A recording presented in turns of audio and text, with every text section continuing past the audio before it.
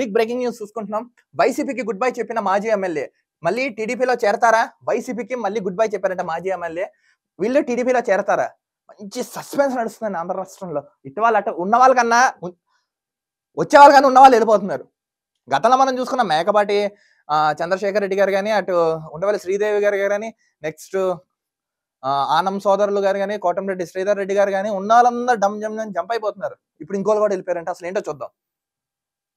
ఎన్నికల వేళ పల్నాడు జిల్లా వైసీపీకి ఎదురు దెబ్బ తగిలింది. మాజీ ఎమ్మెల్యే పార్టీకి రాజీనామా చేయనున్నట్లు ప్రకటించారు. వినుకొండ మాజీ ఎమ్మెల్యే మక్కెన మల్లికార్జునరావు ఈ మేరకు ఆయన తన అనుచరులతో సమావేశం నిర్ణయం ప్రకటించారు.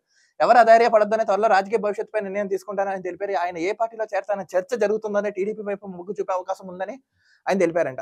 ఈయన ఏంటంటే నాకు తెలిసి ఈయన మాక్సిమం టీడీపీలో చేరుతారు. సమావేశం తెలుపుతున్నారు. చెప్తాం కదా, ఇప్పుడు చెప్పండి వైసీపీ వాళ్ళు వై నాట్ 175 అవుట్ ఆఫ్ 175 అంటున్నారు కదా, ఉన్న అభ్యర్థులను వెళ్ళిపోతున్నారు. మీరు ఎలానే గుర్తాను కాన్ఫిడెన్స్ గా మీరంతా కాన్ఫిడెంట్ లో ఉన్నారు. పల్నాడు జిల్లాలో వైసీపీకి ఎదురు దెబ్బ. అనుచరులతో మాజీ ఎమ్మెల్యే మక్కెన భేటీ. పార్టీకి రాజీనామా చేయనున్నట్లు ప్రకటించారంట. ఈయన పార్టీకి రాజీనామా చేయనున్నట్లు ప్రకటించారు. ఇలా టార్చర్ భరించలేక పారిపోతున్నారండి బాబులు. పల్నాడు జిల్లా వైఎస్ఆర్సీపీకి మరో గట్టి దెబ్బ తగిలింది. మాజీ ఎమ్మెల్యే మక్కెన మల్లికార్జునరావు పార్టీకి రాజీనామా చేస్తున్నట్లు ప్రకటించారు.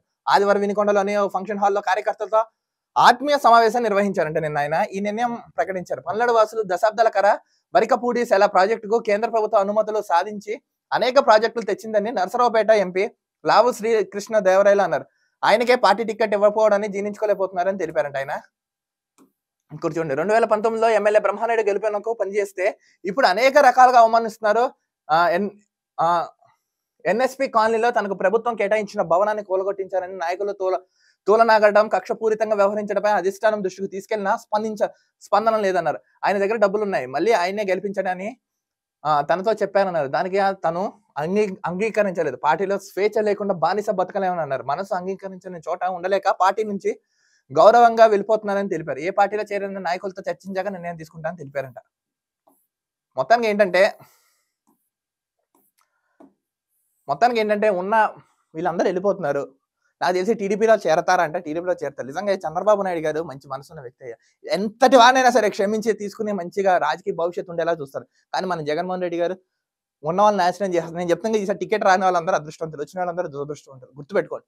కానీ ఇప్పుడు ఈయన టీడీపీలో చేరితే మాత్రం కొన్నాళ్ళు మీ రాజకీయ జీవితం బాగుంటుంది, మీతో పాటు రాష్ట్ర భవిష్యత్తు కూడా చాలా బాగుంటుందండి. కొంచెం మంచి నిర్ణయం తీసుకున్నారు. కొంచెం ఆవేశంతో కాకుండా ఆలోచనతో ఒక నిర్ణయం తీసుకోండి, దారిలోకి రండి, మంచి పార్టీలో చేరండి. మీతో పాటు రాష్ట్ర భవిష్యత్తు కూడా మంచిగా ఉండేలా చూసుకోండి అని నేను అనుకుంటున్నాను. కానీ మీరు లేట్గా నిర్ణయం తీసుకున్నారు, లేటెస్ట్ గా నిర్ణయం తీసుకున్నారు. చాలా అంటే అద్భుతంగా ఉంది. చూద్దాం, వైసీపీకి ఇప్పుడు 1 by 1 బ్యాక్ టు బ్యాక్ ఎదురు దెబ్బలు భలే తగులుతున్నాయండి. ఈ ప్రభావం ఎలా ఉంటుందో చూద్దాం.